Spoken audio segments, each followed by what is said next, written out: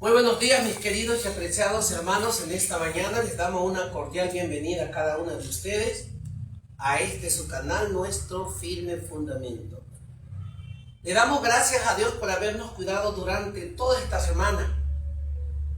A pesar que el enemigo anda suelto haciendo travesuras, pero el Señor nos ha protegido, nos ha cuidado durante todos estos días. No nos ha faltado el pan de cada día. Por eso le damos gracias a Dios por habernos acompañado y nos da el ánimo y el entusiasmo de poder estar aquí en su casa de oración. Bienvenidos todos a esta escuela sabática, bienvenidos de todo vuestro corazón al encuentro con nuestro Padre Celestial. Muy bien, en esta mañana tenemos una excelente escuela sabática, lo cual esperemos que cada uno de nosotros aprendamos y miremos la oportunidad que Dios nos da cada día para poder seguir en sus caminos. Y que cada dificultad que tengamos no es porque Dios se ha alejado de nosotros, sino que cada dificultad que tenemos es porque el Señor Jesús tiene misericordia de cada uno de nosotros pecadores.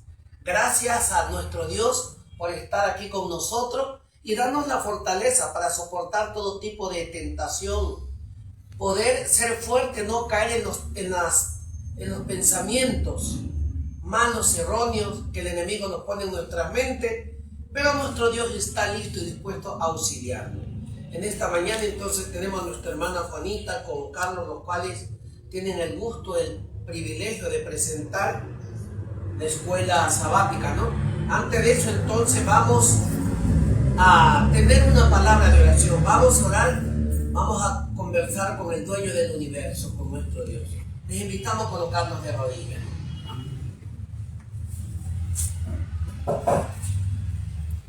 Padre nuestro que estás en los cielos, santo, santo sea tu santo nombre en esta mañana.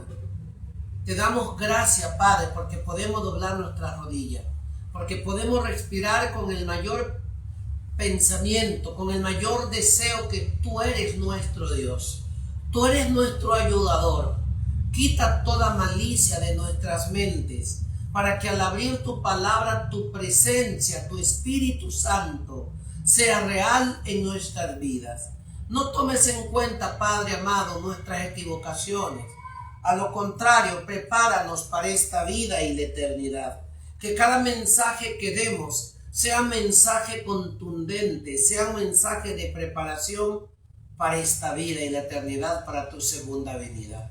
Utilízanos, Padre, no de acuerdo al conocimiento que tenemos, sino de acuerdo a la capacidad que nos has dado. Limpia nuestra mente y nuestros corazones y ayúdanos a hacer acto para poder explicar tu palabra. En el nombre y por los méritos de Yahshua HaMashiach lo pedimos. Amén. Amén. Amén. Y amén. Amén.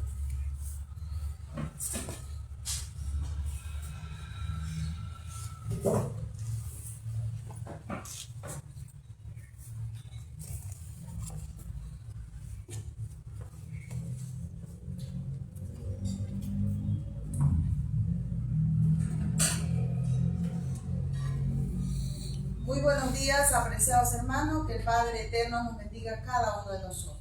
Vamos a continuar con el estudio del libro Profetas y Reyes. La semana pasada vimos acerca del rey Acaz, ¿no? Y ahora vamos a ver acerca del siguiente rey, el que le reemplazó, ¿no? A Ezequías. Ya vamos por el capítulo 28, imagínense cómo pasa el tiempo, ¿no? El capítulo 28 del libro Profetas y Reyes. Vemos aquí, mis hermanos, hace aquí la hermana Elena de Huay una comparación entre Acaz y Ezequías. Y Ezequías era hijo de Acaz.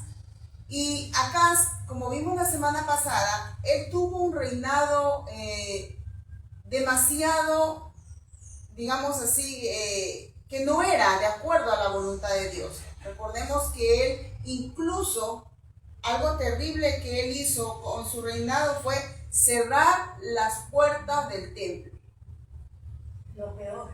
Lo peor, ¿no?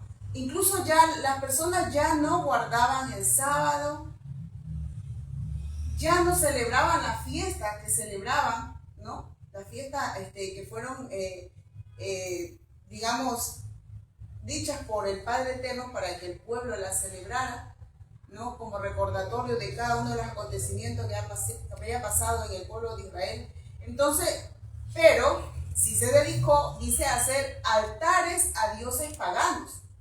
En las esquinas de las calles dice que habían altares al dios Baal. En los bosques hacían, dice, sus altares para adorar a dioses paganos. O sea, totalmente a Dios lo dejaron a un lado. Tenían tanta confianza en los otros dioses que cuando tuvieron una guerra, en vez de pedirle ayuda al Dios verdadero, fueron a pedirle ayuda a los dioses. Y se fue a hacer alianza con otros países paganos. No, entonces imagínense, o sea, fue algo terrible, terrible que hizo este rey Acaz. Ahora vamos a ver qué nos dice aquí la hermana Elena de Juan.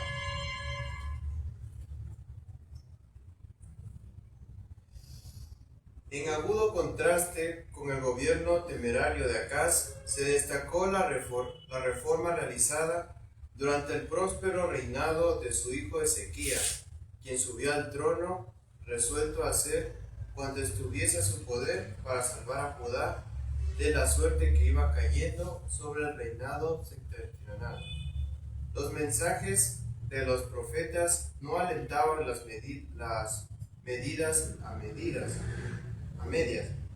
Únicamente por medio de una reforma dedicada podrían evitarse los castigos con el pueblo que estaba amenazado. Vemos que cuando Ezequías ascendió al trono, ¿cuál era el propósito de él? Que Judá, el pueblo de Judá, no sufriera las consecuencias de la desobediencia, sería aquí, ¿no? Porque cuando decimos, ay, es que Dios nos castiga, Dios no es que nos castiga. Son resultados de nuestras malas decisiones. En este caso, el pueblo de Judá, ¿qué había hecho? Había hecho a un lado a su Dios, al Dios verdadero, y había cogido dioses paganos. Cuando el Padre Eterno escogió al pueblo de Israel, o al pueblo de Judá, pues sabemos que el pueblo de Israel se dividió, eso vimos a finales cuando estudiamos el reinado del rey Salomón, ¿no? Se dividió, 10 tribus cogieron por un lado y dos tribus sí también a otro lado, ¿no? Y la tribu, o sea, el pueblo de Judá, dice que se apartó de los principios del Padre Eterno. Pero Ezequías, ¿cuál era el propósito de Ezequías? Era de restaurar el pueblo de Judá. Ese era el propósito de él. ¿Qué más nos dice del reinado de Ezequías? Dice, en esa crisis, Ezequías demostró ser un hombre oportuno. ¿Por qué oportuno? Porque él quería restablecer algo que ya estaba, digamos, humanamente ya perdido el pueblo, ¿no?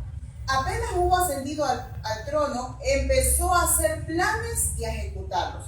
Primero dice que dedicó su atención a restaurar los servicios del templo. Durante tanto tiempo descuidados, estaba cerrado, entonces ya no había ningún servicio en el templo, ¿no? Y para esta obra solicitó fervorosamente la cooperación de un grupo de sacerdotes y levitas que habían permanecido fieles a su sagrada vocación. Siempre, no sé, mis hermanos, ustedes no se han dado cuenta, en cada una de las historias que analizamos los días sábados, vemos que como, a pesar de que el pueblo de Israel, o sea, Israel, Judá, una parte se desviaba de los principios de Dios, pero siempre había un grupo que permanecía fiel a pesar de la apostasía, ¿no?, que había, o el pecado que había en el pueblo, ¿no? Aquí dice que escogió sacerdotes y levitas que habían permanecido fieles a su sagrada vocación. O sea, ellos no se habían desviado de los caminos del Padre Eterno. Vamos a ver qué nos dice la Biblia en 2 de Crónicas, capítulo 29, versos 6 y 10. 2 de Crónicas 29, 6, 10.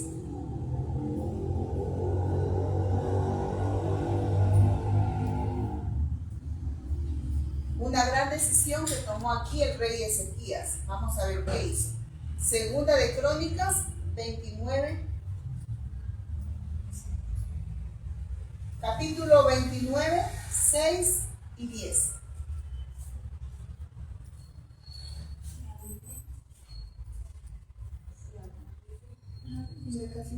6 y 10. No, saltado. 6, verso 6 y el 10. Porque nuestros padres se rebelaron e hicieron lo malo ante el Señor, nuestro Dios. Se apartaron sus ojos de la morada del Señor y le volvieron la espalda. Ahora pues, he determinado pactar con el Señor, el Dios de Israel, para que retire de nosotros el ardor de su enojo. Mira, ahora lo contrario a lo que hizo su padre, el padre de Ezequías, Acaz. Acaz hizo convenio, ¿cómo decían antes tú, Carlos? Alianza con reinos paganos, pueblos paganos. En cambio, Ezequías dice que hizo, ¿qué cosa? Alianza con el Padre Eterno, alianza con Dios, ¿no? Con el Dios de Israel, dice. Y para que el furor de su ira no caiga sobre el pueblo, ¿no? Porque, como vimos en la lección pasada, como el pueblo de Israel le había cerrado las puertas al templo, al Dios verdadero, él se había alejado de su pueblo y los había dejado abandonados. Y como ese pequeño grupo que había quedado firme a la palabra de él, vemos que él hizo alianza para que esos castigos no llegaran al pueblo de Israel, porque él ya se había alejado de ellos. Y como decía al final de la lección pasada, que Dios habitaba en medio de ese grupo pequeño que se mantenía fiel. Entonces vemos que era, como también aquí vemos que en algunas partes, tanto en la Biblia como en el Espíritu de Profecía, la hermana Elena de Juárez siempre menciona residuo, remanente, ¿no? Es un grupo pequeño que a pesar de las circunstancias se mantiene fiel. Dice, Ezequías solicitó directamente a los sacerdotes que se uniesen con él para realizar las reformas necesarias. Vemos que Ezequías, él no trabajó solo, pidió ayuda. Aparte de pedir ayuda al Padre Eterno para que guíe la labor que tenía que hacer ahí, ¿a quién pidió ayuda? Dice a los sacerdotes y a los levitas. Y miren lo que les dijo. Vamos a ver en Crónica mismo, segunda Crónica 29, 11. Hijos míos, no os engañéis, porque el Señor os ha elegido a vosotros para que estéis ante Él y lo serváis, seáis sus ministros y le queméis incienso. Ese es el llamado que le estaba haciendo Ezequías a los sacerdotes y a los levitas, ¿no? Ahora el verso 5, 29, 5. Y les dijo, oídme levitas. 29:5. Y les dijo, oídme levitas, purificaos, Sí. purificaos y purificad la casa del Señor, el Dios de vuestros padres, y sacad del santuario la inmundicia. Entonces ese es el llamado que decía el rey Ezequías al pueblo, o sea, a los sacerdotes. Hay que sacar la inmundicia, las cosas que digamos, no le agrada al Padre Eterno, ¿no?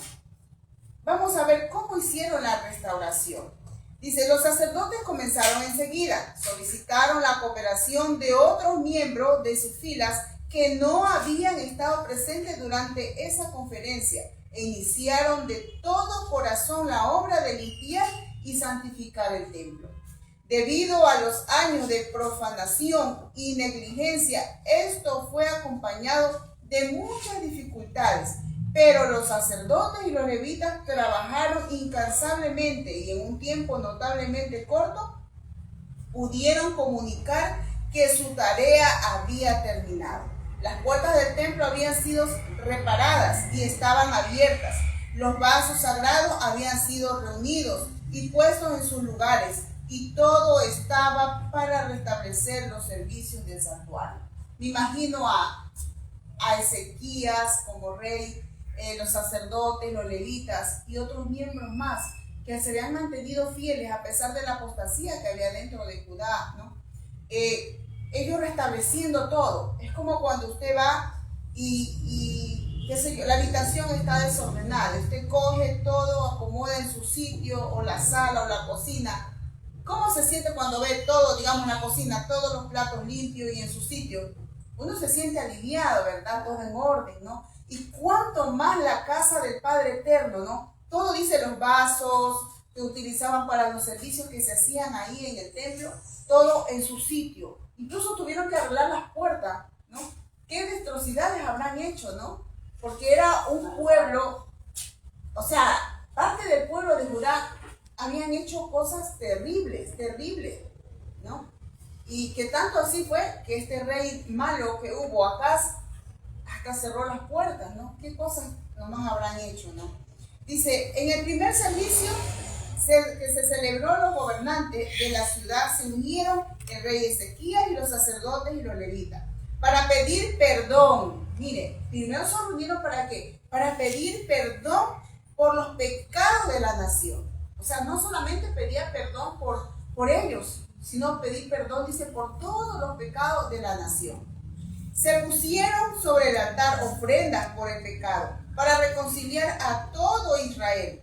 Y como acabaron de ofrecer, inclinóse el rey y todos los que con él estaban y adoraron. Nuevamente repercutieron en los atrios del templo las palabras de alabanza y oración. O sea, otra vez se escuchaba, dice, alabanzas y oración en los atrios del templo. ¿Cuál era la parte cuando dice atrio del templo, era la parte exterior, como que dice el patio del templo? Ahí comenzaron, dice, a alabar y a hacer oraciones, ¿ya?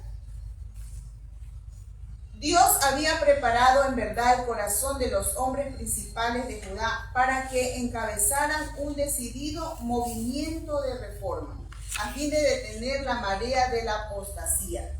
Por medio de sus profetas había enviado a su pueblo escogido mensaje tras mensaje, ¿no? Vemos a través de la historia cómo hemos visto, recordando cuando había esta reina malvada, Jezabel, el rey Acaz, ¿no? El rey que vimos la semana pasada, el rey Acaz, ¿no? Todos estos reinados, siempre el Padre Yahweh tomó profetas para hacer un llamado de atención. ¿Cuáles fueron estos profetas? Primero vimos al profeta Elías, cómo él reprendía al pueblo diciendo, mire, están mal, esto no tienen que hacer ustedes, hay que obedecer y adorar al único Dios verdadero, ¿no? ¿A quién mandó después? A Eliseo, Oseas, Miqueas, todos ellos fueron enviados por Dios para hacer un llamado de atención al pueblo y hacerle ver en el error en que estaban, ¿no? ¿Qué más nos dice? Pero en Judá quedaba un buen remanente, y en ese residuo continuaron dirigiendo sus súplicas los profetas, ¿no? El residuo, siempre dice el residuo. Cuando dice residuo, la Biblia, como decíamos antes, es un grupo pequeño. Y ese grupo pequeño dice que se encargaban de proclamar a las demás personas que se habían olvidado quizás cómo se adoraba al Padre Eterno, porque estaban tan metidos en la idolatría, ¿no? Vamos a ver qué nos dice en Miqueas capítulo 7, verso del 7 al 9.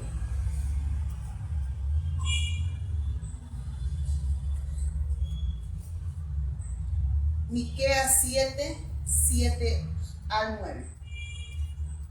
Pero yo, el Señor, miraré, esperaré al Dios de mi salvación. Mi Dios me oirá. Tu enemiga mía, no te alegres de mí. Aunque caí, me levantaré. Aunque moré en tinieblas, el Señor será mi luz. La ira del Señor soportaré, porque pequé contra Él, hasta que juzgue mi causa y me haga justicia. Él me sacará a la luz y veré su justicia. Esa es la petición, vea, que hace el Miqueas, el profeta Miqueas, que dice, la ira de Yahweh soportaré, porque pequé contra Él, hasta que juzgue mi causa y haga mi juicio. Él me sacará a luz y veré su justicia, ¿no? Esa era la promesa o lo que decía el profeta Miqueas al pueblo de Judá. Vamos a ver cómo hizo, aquí a ver cómo Dios siempre está dispuesto, dice, a perdonar, a pesar de las adversidades, ¿no? Nosotros como padres terrenales, nuestros hijos se equivocan y nosotros ¿qué hacemos?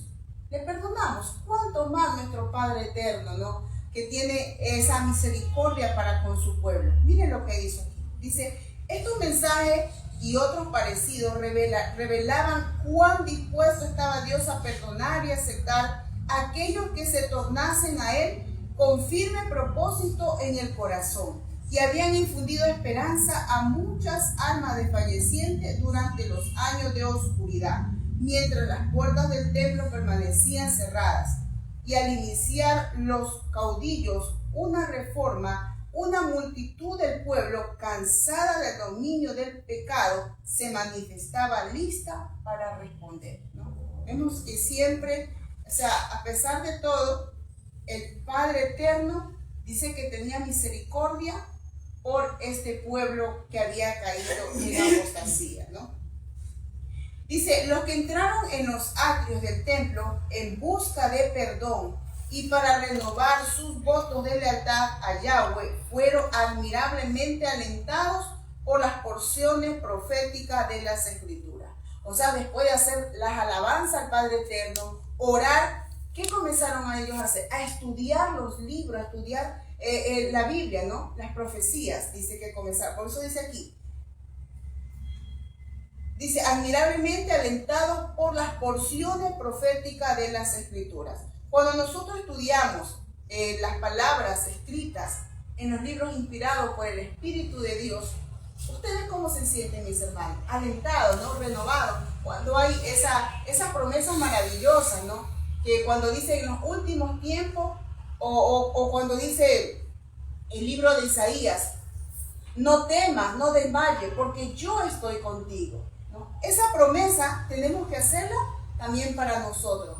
Imaginémonos al pueblo de Judá, al pueblo de Israel, ellos escuchando cada una de las promesas escritas que ellos, dice que cuando escuchaban se alentaban, ¿no? Dice, las solemnes amonestaciones dirigidas contra la idolatría por Moisés a oídos de todo Israel fueron acompañadas por profecías referentes a cuán dispuesto estaba Dios a oír y a perdonar a los que en tiempo de apostasía le buscasen de todo corazón.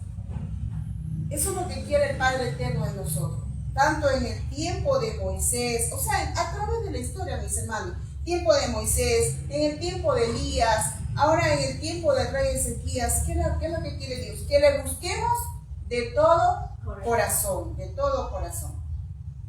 Vamos a ver qué nos dice en Deuteronomio capítulo 4, versos 30 y 31. Deuteronomio 4, 30, 31. Cuando estéis en angustia y alcancen todas estas cosas en los últimos días, volveréis al Señor vuestro Dios y oiréis su voz. Porque el Señor vuestro Dios es misericordioso, no te dejará ni te destruirá, ni se olvidará del pacto que juró a tus padres. Entonces vemos aquí, en el tiempo de Moisés, ¿cuál era la promesa? Dios misericordioso es Yahweh, no te dejará ni te destruirá, ni se olvidará del pacto que hizo, ¿no? No se olvidará. El Padre Eterno no se olvida de su pueblo, del pacto que hace con nosotros, ¿no? Y es el único que no se olvida. Nosotros somos los que nos olvidamos, sí o sí. A veces nosotros hacemos promesas y decimos, sí, este año, al menos a inicio de cada año, ¿qué hicimos nosotros? Este año sí voy a hacer tal cosa, voy a cambiar. Y el rato de los ratos, ¿qué hacemos? Nos olvidamos, así somos los seres humanos. Somos fáciles para olvidarnos de las cosas o de las promesas que hacemos. Pero el Padre Yahweh, ¿qué dice?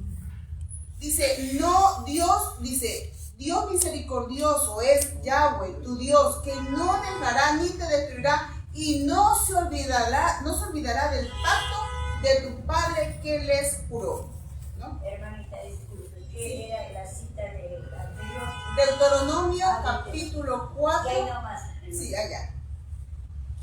Ya, ¿qué más nos dice aquí del rey Ezequías? Ya, léete por favor aquí.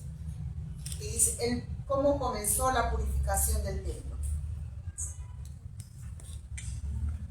El buen comienzo, hecho con la purificación del templo, fue seguido por el movimiento más amplio en la cual participó Israel, tanto como Judá, en su celo para que los servicios del templo resultasen una bendición verdadera para el pueblo. Ezequías resolvió resucitar la antigua costumbre de reunir a los israelitas para celebrar las fiestas de la Pascua. Como vimos también en capítulos anteriores, en esta fiesta de la Pascua era que se reunía todo el pueblo de Israel para celebrar esta fiesta. Entonces el profeta Ezequías, el rey Ezequías, decidió hacer esta fiesta para que su pueblo no se olvidara de esta costumbre que habían tenido hace tiempos anteriores, para que este pueblo se pudiera reunir otra vez y se unieran y pudieran alabar al Dios verdadero, así como lo hacían en años pasados. Y miren que tan regocijado dice que se sentía el pueblo, que la fiesta son 7 días que había que celebrar, ¿no? Pero ellos se sentían con tanto regocijo que decidieron celebrarlo 7 días más, extender 7 días más y seguir celebrando la fiesta de la Pascua. Miren lo que nos dice aquí. Durante muchos años la Pascua no había sido observada como fiesta nacional. La división del reino al finalizar el reinado de Salomón había hecho difícil esa celebración. Pero los terribles castigos que estaban cayendo sobre las 10 tribus despertaban en los corazones de algunos un deseo de cosas mejores y se notaba el efecto que tenían los mensajes conmovedores de los profetas. Vamos a ver qué nos dice en el libro de Segunda de Crónicas, capítulo 30, 10 y 11.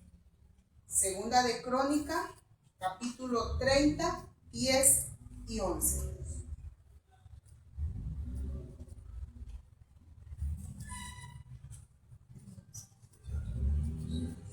Pasaron los correos de la ciudad en ciudad, por la tierra de Efraín y Manasés, hasta Zabulón, pero se reían y se burlaron de ellos.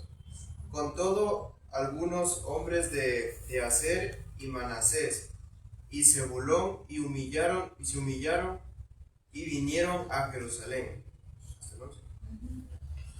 Entonces vemos cómo seguían ellos, dice, celebrando la fiesta de la Pascua. Dice, los 7 días generalmente señalados para la Pascua transcurrieron con demasiada rapidez y los adoradores resolvieron dedicar otros 7 días para aprender más acerca del camino del Señor. Vemos que estas personas estaban deseosas de aprender, ¿no? De renovar ese pacto que habían hecho con el Padre Yahweh. ¿Qué enseñaban los sacerdotes? Dice, los sacerdotes que les enseñaban continuaron su obra de instrucción basada en el libro de la ley y diariamente el pueblo se congregaba en el templo para ofrecer su tributo de alabanza y agradecimiento. De manera que al acercarse el fin de la gran celebración era evidente que Dios había obrado maravillosamente para convertir el apóstata Judá y para detener la marea de la idolatría que amenazaba con arrasarlo todo. Vemos que el trabajo que hizo el rey Ezequías junto a los sacerdotes, los levitas y los demás miembros fue muy grande. Dice tanto así que cuando celebraron la fiesta de la Pascua, dice que ellos sintieron ese deseo de seguir estudiando más la palabra, de seguir alabando el nombre del Padre Eterno y seguir orando. Dios había aceptado a aquellos que con corazón contrito habían confesado su pecado y con propósito resuelto habían procurado su perdón y ayuda. Quedaba todavía por hacer una obra importante. O sea, ya fueron al templo, Ezequías, el rey Ezequías, fue el sacerdote, los sacerdotes, fueron los levitas y demás miembros de ahí, de la iglesia fueron, dice, a pedir perdón, a alabar el nombre del Padre Eterno, a estudiar la palabra de Dios, ¿no? A través de los libros de profecía, pero dice que quedaba algo muy importante. Vamos a ver qué nos dice la hermana de Elena White. Tenían que destruir algo que no le agradaba a Dios. Dice, quedaba todavía por hacer una obra importante en la cual debían tomar parte activa los que volvían a sus hogares. Una obra cuyo cumplimiento daría evidencia de la reforma realizada. El relato dice, vamos a ver qué nos dice en Segunda de Crónicas 31:1. Segunda de Crónicas 31:1. Cuando todo esto terminó, los de Israel que habían estado allí salieron por las ciudades de Judá, quebraron las estatuas y destruyeron los postes idólatras. Derribaron los altos y los altares por todo Judá y Benjamín, en Efraín y Manasés, hasta acabarlo todo. Después los israelitas volvieron cada uno a su propia ciudad y a su posesión. Entonces, ¿cuál era la labor que le faltaba hacer todavía a los sacerdotes, los levitas y al rey? ¿Qué era? Destruir, dice, las estatuas, las cuales eran dirigidas para adorar a dioses paganos. Destruir, dice, los altares que habían en las calles. Incluso dice que aquí nos menciona en los lugares altos. ¿Y qué más dice? Destruyeron los bosques. Miren cómo es el enemigo de astuto. Dice que cogieron lugares de la naturaleza donde ahí hacían rituales para adorar a dioses paganos. Ezequías y sus asociados instruyeron varias reformas para fortalecer los intereses espirituales y temporales del reino. En toda Judá, el rey ejecutó lo bueno, recto y verdadero, delante de Yahweh su Dios. En todo cuanto comenzó, hizo de todo corazón y fue prosperado. Qué hermosas palabras, ¿no? ¿Qué hizo el rey? Dice que hizo lo bueno, lo recto y lo verdadero. Qué lindo sería que de hoy en día nuestras autoridades hicieran todo eso, ¿no? Viviéramos en un mundo mejor, pero lamentablemente sabemos que el enemigo siempre mete sus artimañas, ¿no? Claramente. Miren lo que dice aquí. En toda Judá, el rey ejecutó lo bueno, recto y verdadero delante de Yahweh su Dios. Y todo cuanto comenzó, hizo de todo corazón. Y fue prosperado. En Yahweh, Dios de Israel, puso su esperanza. Y no se apartó de él, sino que guardó los mandamientos que Yahweh prescribió a Moisés. Y Yahweh fue con él, y en todas las cosas que salía prosperaba. O sea, todo lo que el rey Ezequías hacía, dice prosperaba. ¿Por qué prosperaba? Porque dice que todo lo que hacía, lo hacía de corazón, para que el pueblo de Judá no se perdiese en esta gran apostasía en la cual habían caído, ¿no? Dice, algunos años más tarde, hacia el final del reinado de Ezequías, iba a demostrarse ante las naciones del mundo si los dioses de los paganos habían de prevalecer finalmente, ¿no? Vemos, mis hermanos, esta historia, ¿qué nos hace ver? La obra que hizo el rey Ezequías fue una obra de transformación, de reforma que hizo en Judá. ¿Pero por qué? Porque el que estaba dirigiendo el pueblo de Judá, era un rey que dice que temía a Dios. Por eso, aquí como en la última parte que leí, dice, en el Dios de Israel puso ¿qué? Su esperanza. Él no decía, no, es que yo como rey voy a este pueblo a restaurarlo. No. Dice que puso toda su esperanza o toda su confianza en el Padre Yahweh. Y una lección que nos da a nosotros también, mis hermanos. ¿En quién debemos poner nuestra esperanza, nuestra confianza? No en hombres terrenales, sino nuestra confianza en quién? En el Padre Eterno, que es el único que nos puede restaurar nuestra vida, ¿no? Nuestro caminar, nuestro andar cada día, ¿no? Entonces, mis hermanos, que el Padre Eterno nos bendiga a cada uno de nosotros y que aprendamos, mis hermanos, y nos demos cuenta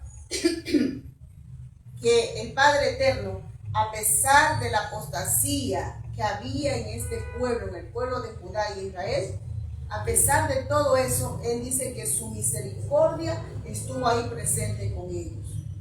Y así mismo es ahorita, mis hermanos. El Padre Eterno tiene tanta misericordia con nosotros que a través de sus escritos nos muestra, y a través de nuestro diario vivir, nosotros mismos lo sentimos, ¿no? A veces nos ha librado de tantos peligros que a veces no nos hemos dado cuenta, pero la mano poderosa ha estado ahí, ¿no? Lento para la ira, es Y grande misericordia, ¿verdad? ¿No? A pesar de tanta maldad que hay en este mundo, vemos su misericordia manifestada. Cuando nos levantamos y podemos respirar, ahí está la misericordia de Dios. Cuando sale el sol, cuando llueve, nace el vino. ¿no? Todo, o sea, ahí está. Claro, ahí vemos el poder de Dios. Ahí vemos el poder de Dios, ¿no? Entonces, mis hermanos, que cada día nosotros sintamos a ese Dios verdadero en el cual nosotros creemos, ¿no? Y que podamos nosotros a través de nuestra vida demostrar en quién nosotros creemos y creeremos por siempre, ¿no? Bueno, mis hermanos, esto ha sido por hoy la escuela sabática. Les esperamos para la próxima semana. Vamos a seguir mirando otra historia aún más importante. O sea, todas las historias son importantes, mis hermanos, porque de cada historia nosotros aprendemos, ¿no? Nos toca el capítulo 29 que dice los embajadores de Babilonia. Ya nos imaginamos de quién se trata, ¿no? Vamos a ver los embajadores de Babilonia. Vamos a ver qué sucede la próxima semana con esta historia y así aprendemos más, así como esta semana. Que el Padre Eterno nos bendiga a cada uno de nosotros. Amén. ¿Qué tal, hermano?